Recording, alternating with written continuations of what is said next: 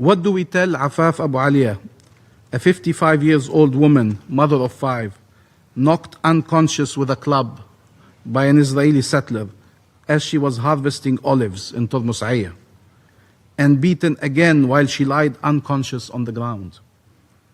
Israeli settlers' attacks have intensified. You have all condemned them without exception. But this condemnation does not protect our people from these repeated attacks.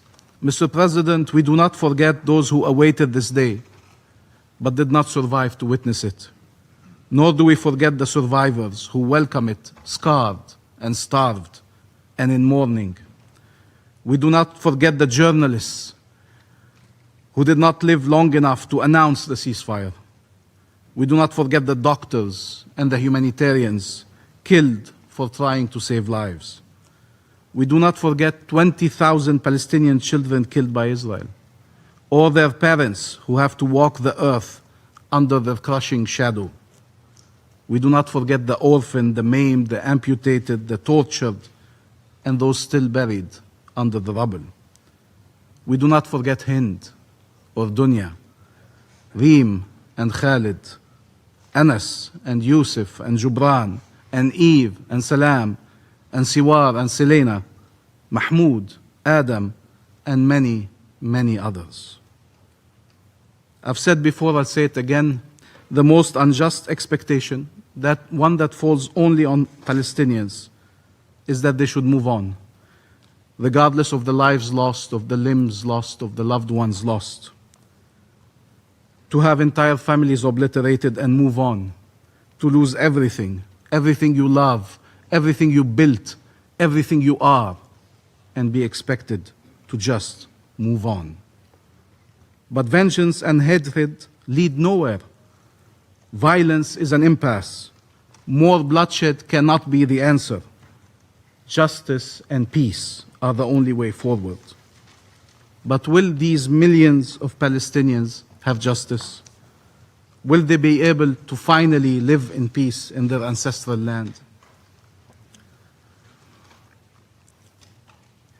There is no Israeli security at the expense of Palestinian lives and Palestinian rights. There's no coexistence with occupation and subjugation. There is freedom for Palestine and its people, and shared peace, shared security, shared prosperity for Palestinians, Israelis, the people of the region, and the world. And here let me quote a very important historical document, the US Declaration of Independence. We hold this truth to be self-evident, that all men are created equal, that they are endowed by their Creator with certain unalienable rights, that among these are life, liberty, and the pursuit of happiness. We cannot formulate it any better. We are endowed by the same Creator with these same unalienable rights. Peace cannot come from the denial of these rights. It comes from their fulfillment. We are not less worthy of freedom, not less entitled to security, not less able to contribute to shared prosperity. Enough dispossession, enough displacement, enough death, enough despair. In Gaza, but also in the West Bank, including East Jerusalem, where tens of thousands have been displaced, many have been killed, and where many communities are under constant attack. What do we tell Afaf Abu Aliya, a 55 years old woman, mother of 5, knocked unconscious with a club by an Israeli settler as she was harvesting olives in Turmus Aya, and beaten again while she lied unconscious on the ground? Israeli settlers' attacks have intensified. You have all condemned them without exception. But this condemnation does not protect our people from these repeated attacks. These extremist settlers, together with occupation forces, spread fear and violence in the hope to intimidate and displace and push annexation in all directions. Till when? People killed and maimed and arbitrarily detained, homes demolished, settlements built, land expropriated, communities uprooted. Till when?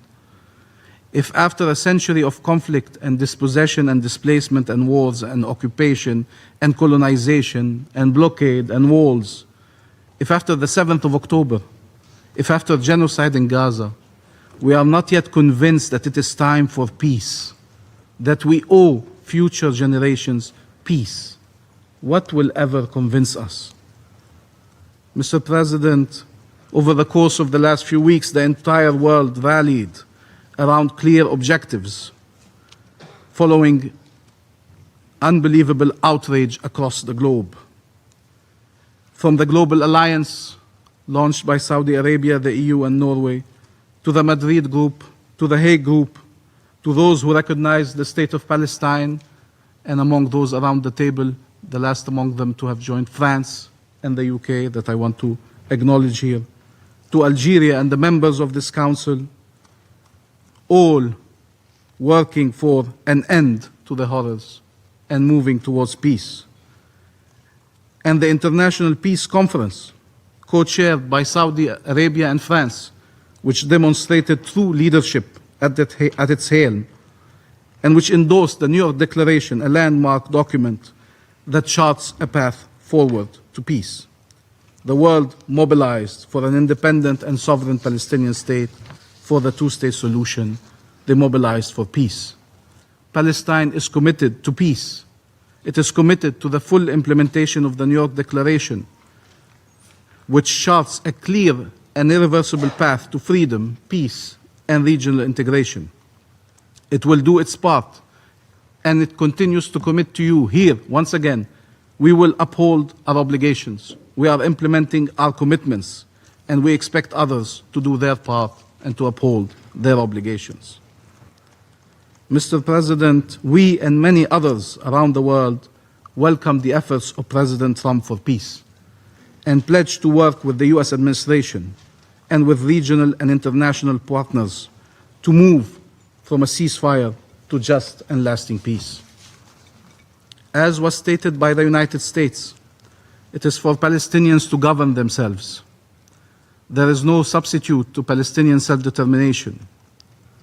There is a critical role for regional and international actors and mechanisms in support of Palestinian governance and independent statehood, and not as a substitute to them.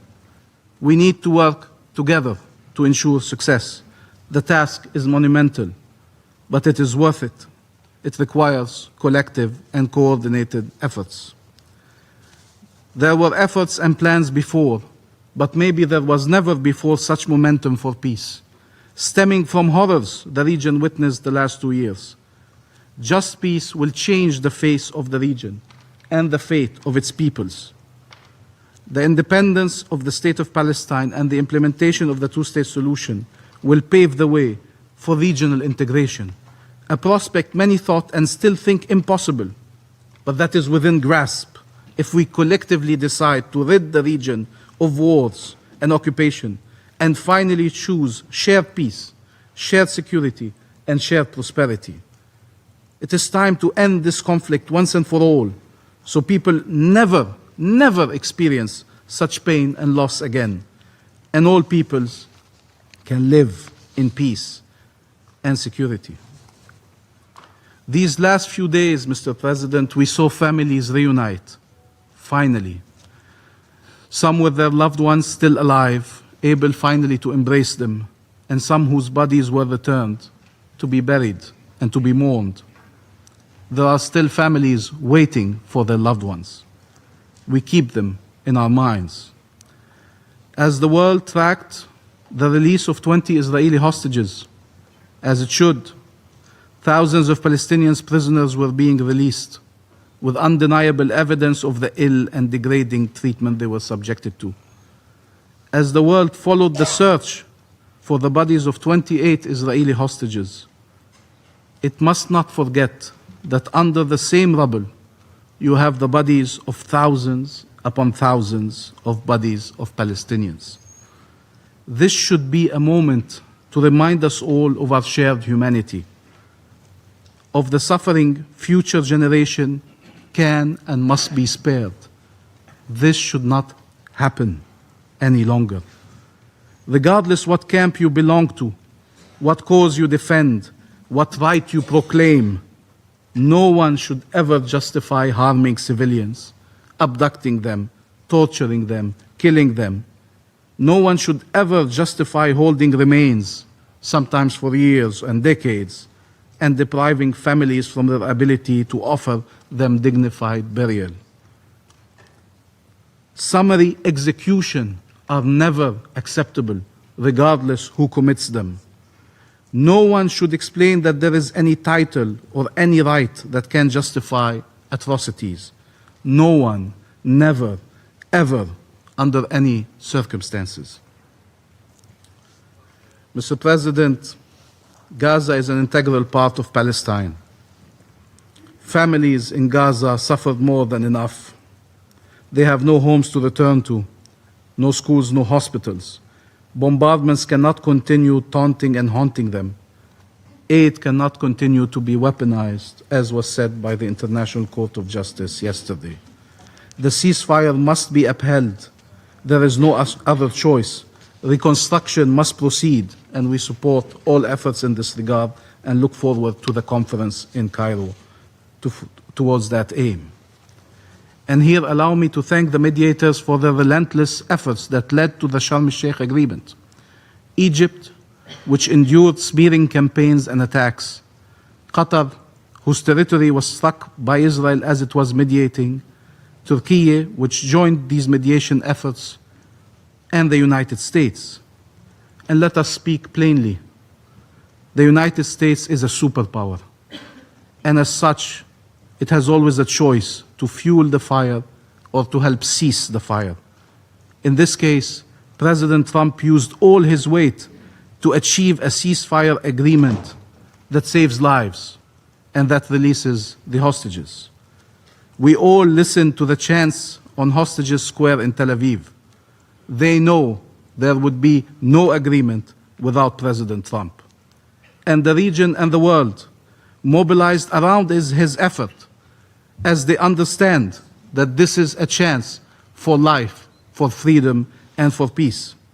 They understand he alone can save Israel from itself and from the temptation of brutal and indiscriminate force and annexation that has isolated it around the world. The two votes in the Knesset yesterday demonstrate that Israel has yet to renounce this path. Other policies and other measures and other statements as well. But we appreciate the clear message from the Trump administration against any push for annexation. We will work with President Trump, with regional and international partners, to transform a fragile and volatile ceasefire into just and lasting peace, with Palestinian agency and Palestinian liberation as our goal, with mutual recognition and peaceful coexistence as cornerstones. What we need is not a pause in the violence and injustice, but an end to them. Violence is an impasse. It must not be fueled nor tolerated. It must be stopped. And we will not relent in our rejection of violence against all civilians. Likewise, injustice must never be justified or shielded. It must be brought to an end. Palestine is committed to peace. We are the ones who need it most, and peace needs to be a shared objective to become a shared reality. We must seize this opportunity to end the suffering and work for freedom and peace, regardless of how great the challenges are. Help us demonstrate to our people that there is a peaceful path to freedom and to dignified life. The efforts to undermine the Palestinian Authority and its ability to perform its duties despite its full-fledged commitment to peace that has been put to test over the course of the last 2 years in unbelievable manners, aims at preventing our independence and our statehood. If there are requirements placed on the Palestinian Authority, it must be empowered to fulfill them. And Israel has also obligations that need to be monitored and implemented. We will not shy away from our obligations and from our commitments. we owe to our people to fulfill them, leading them to a path of liberation and peace. A new generation can wake up to a very different region where no one is killed, no one is abducted, no one is tortured, where cooperation and coexistence replace occupation and conflict, where shared security replaces perpetual war, where shared prosperity replaces pillage and devastation. Isn't that worth striving for? We owe it to those who were killed. We owe it to those who survived. We owe it to future generations. It is time for peace. Thank you, Mr. President. Я благодарю представителя государства Палестины за его выступление. И сейчас я предоставляю слово представителю Израиля. Thank you, Mr. President. First, I would like to thank Deputy Special Coordinator for his briefing. Mr. President, today we gather at a historic moment for our region. Israel has achieved what many thought impossible. All of our living hostages are home. The remains of 15 fallen hostages have been recovered and given the dignity of a proper burial. Hamas has been forced to accept a deal it rejected from the very beginning, to return the hostages and to disarm. This achievement was not born of chance, but of a combination of courage and conviction. History will remember that in the wake of the worst massacre of our people since the Holocaust, that Israel kept its promise to defend our people, to bring our hostages home, and to eliminate future threats to our security. Despite the pressure of many members of this very council, despite the political theater, the condemnations, and the hypocrisy, Israel stood firm. We did not waver. We prevailed. But our struggle is not over. There can be no peace, no future, and no rebuilding of Gaza while terror still remains. 13 fallen hostages remain in Hamas's hands. We will bring them home and give them the dignity they deserve. The world must keep the pressure where it belongs, on Hamas, to return the hostages, to lay down its weapons, and to honor the peace plan it signed. Mr. President, we embraced the return of our hostages. Our nation has been swept by emotion, joy and relief, but also deep pain and grief. We have seen in the last few weeks mothers embracing sons, fathers reunited with their children, young couples holding each other again. In every home, in every community, Israel has felt the weight of what was lost and the miracle of return. Families reunited, lives once trapped in darkness have seen light again. But we cannot forget what they endured: starved, beaten, shackled, deprived of food, water, and light, forced to dig their own graves, humiliated, and yet they survived. They held onto their humanity even in the face of evil. As we welcome home the living, we also mourn the fallen who have now returned to us for proper burial. They remind the world that Hamas's cruelty knows no borders, no faith, no mercy. To the families of the fallen hostages and to all who still wait for the return of their loved ones from Gaza, we say, Israel has not forgotten them. We will do whatever it takes to bring them home, all of them.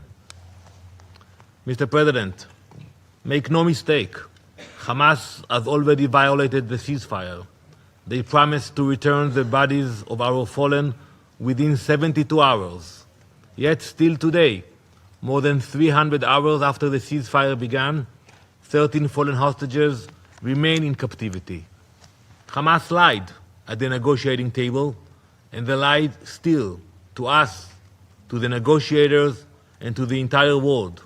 They know exactly, and we know that they know, where our fallen are. They simply refuse to act. This is not a matter of logistics. It is a calculated cruelty, psychological warfare designed to inflict pain and to buy time. Let me be clear. Our fallen hostages will be brought home by diplomacy, if possible, by other means, if necessary. It should come as no surprise that the same hands that refuse to return our dead are the ones that still pull the trigger. Just 9 days into the ceasefire, Hamas terrorists opened fire in an IDF-controlled area, killing 2 Israeli soldiers and seriously injuring many others.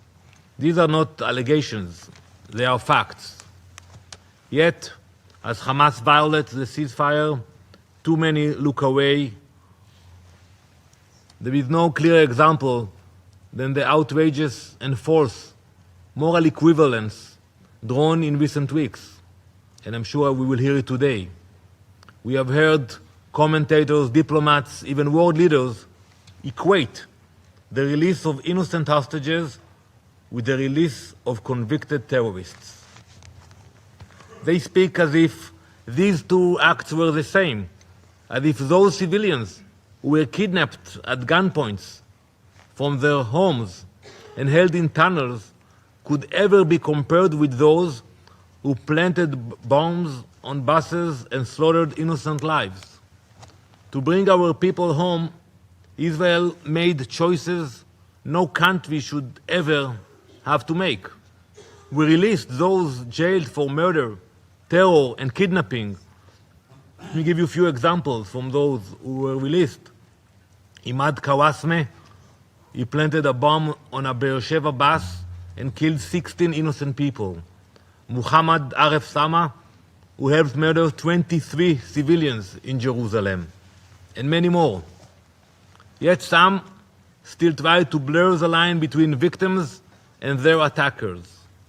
Let me be clear, hostages are not criminals. There can be no moral equivalence, none. In Israel, families cried with joy as loved ones came home after years in darkness. In Gaza, crowds celebrated murderers returning from prison. That is the difference between a nation that values life and a terror movement that glorifies death. Israel acted not from weakness, but from strength, to save lives and to advance peace. But peace demands more than promises. It demands disarmament. Many of you are already picturing Gaza's future. You have seen the plans, the ideas, hotels rising on the coast, schools filled with children, parks and public squares. Now I could hand each of you a pair of virtual reality goggles and show you the videos and the ideas that are circulated around about the future of Gaza. But before we get lost in virtual reality, let's remove the goggles and look at what is really happening today. Because before classrooms open or a single home is built, one truth must be faced. Hamas must go. Hamas must disarm. All the plans, the pledges, the visions, the videos, they are all virtual reality until terror ends. Members of this council, let me show you what reality looks like today in Gaza.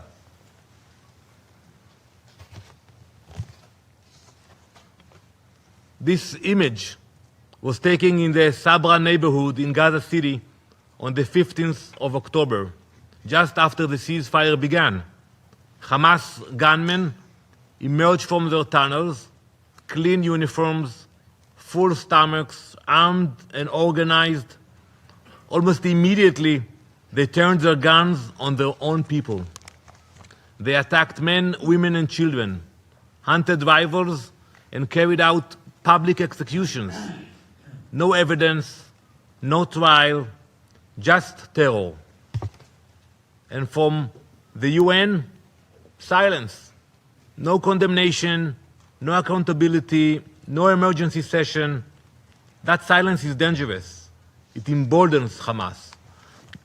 They walk the same path as ISIS, with the same brutality and the same contempt for human life.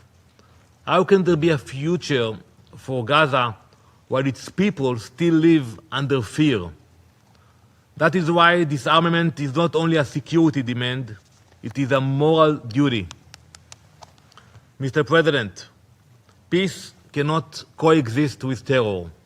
The peace plan before us is an opportunity. But opportunity alone is not enough. We must act now to ensure Hamas is disarmed, not only with statements, with action, with pressure, with resolve. Hamas still sits on a deadly stockpile: assault and sniper rifles, RPGs, rocket launchers, anti-tank missiles like the Cornet. Beneath Gaza, their factories hum, their tunnels run deep. Disarmament means more than words. It means those weapons surrendered, the tunnels sealed, the factories shut down. It means dismantling Hamas's entire war machine, every command post, every weapons line, every tunnel. True disarmament strips Hamas of power itself, its ability to plan, to arm, to strike. Members of this council, blueprints and promises of reconstruction will not stop bullets. Only real disarmament will. Now is the moment to turn words into pressure and hopefully pressure into peace. Last week, the Jewish people celebrated Simchat Torah, a holiday that marks the conclusion of the annual reading cycle of our Bible, the Torah, and the beginning of a new cycle. Every year we read the same chapters. As we open the first chapter, Bereshit, the book of Genesis, we return to the moment creation began, and I quote, "And God saw the light, that it was good, and God divided the light from the darkness." Before creation came order. Before life began, chaos had to hand. God separated light from darkness, bringing clarity, structure, and peace. So it must be now. Before Gaza can be rebuilt, terror must be removed. Before peace can begin, Hamas must lay down its weapons. Israel is ready to do its part and move forward. But peace cannot live alongside terror. Every day Hamas refuses to disarm, they drag Gaza deeper into darkness. The time for excuses is over. Hamas must disarm now, fully and completely, so that light, not darkness, shape our future. Thank you, Mr. President. Do you want to watch more videos like this one? If yes, subscribe to our channel and press the bell icon next to it. We have decided to bring videos on something nobody talks about: African politics, economy, and increasing power. Thanks for watching, and until the next video, stay tuned. Tell us what you think in the comment section. Like and share the video, and subscribe so that you don't miss any of our African videos. It's the best way to support us.